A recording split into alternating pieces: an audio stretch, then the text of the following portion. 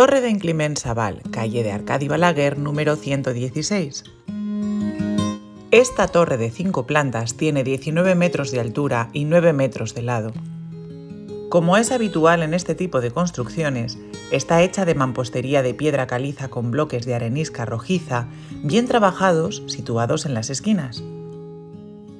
En la parte superior, un matacán rodea todo el perímetro del torreón.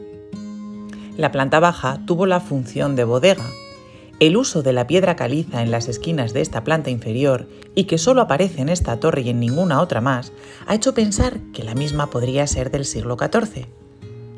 Si esto es cierto, podría haber sido derribada o destruida en la Guerra Civil Catalana de la Generalitat contra Juan II y reconstruida en el siglo XVI. En los siglos XVI y XVII, la torre era propiedad de la familia Savall, de gran importancia en Castelldefels.